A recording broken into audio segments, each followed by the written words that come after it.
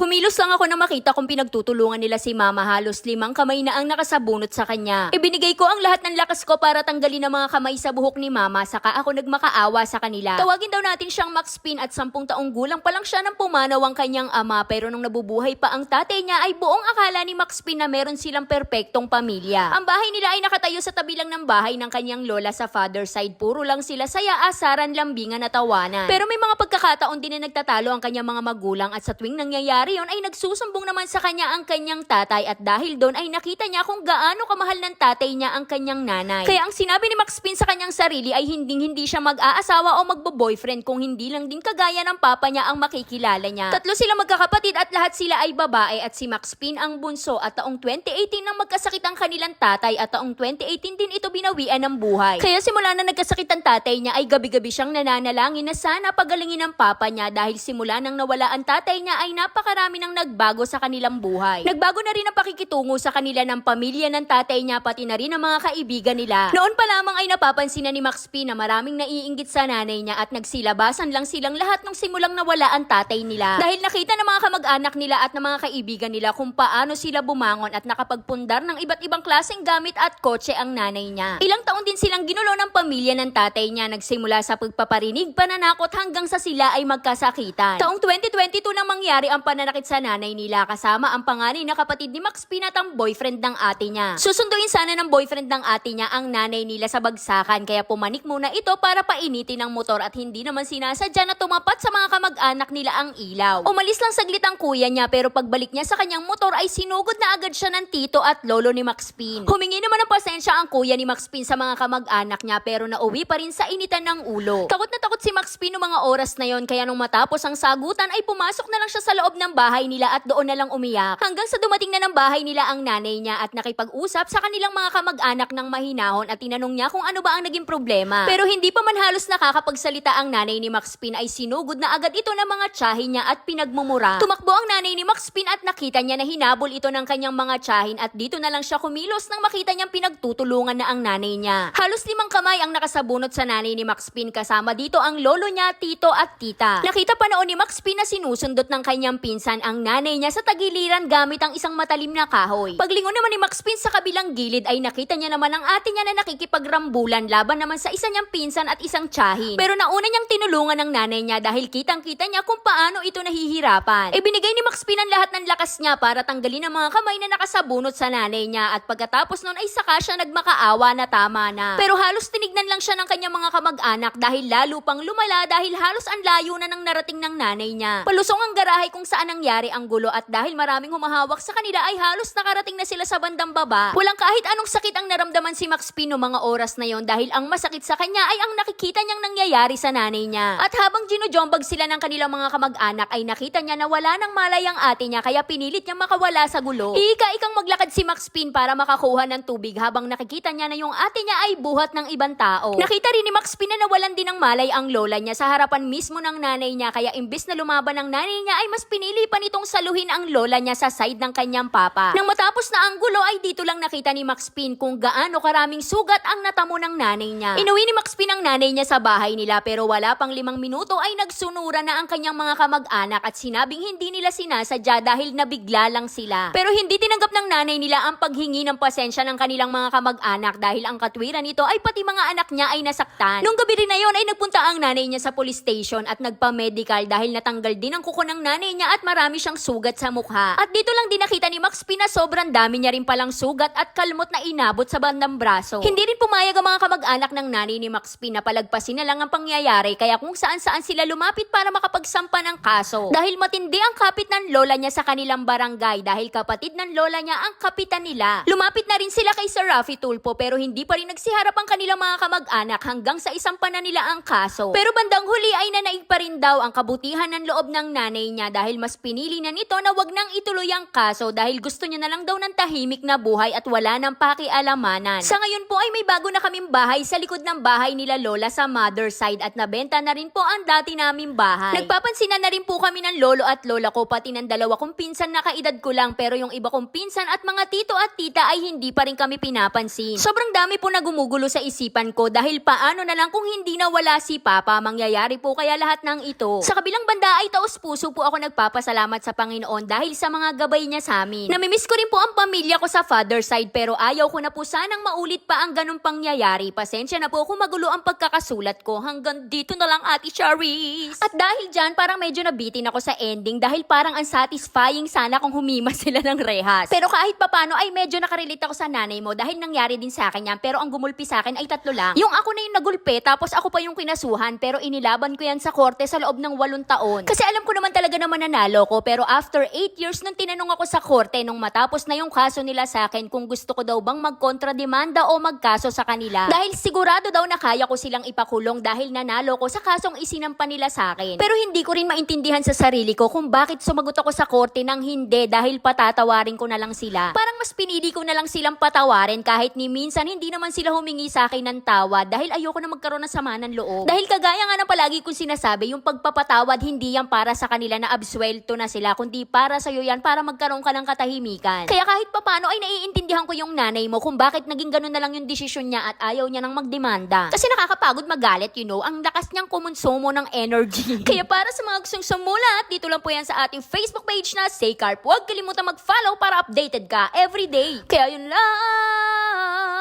Like, share para alam mo na namin bukas. Bye-bye!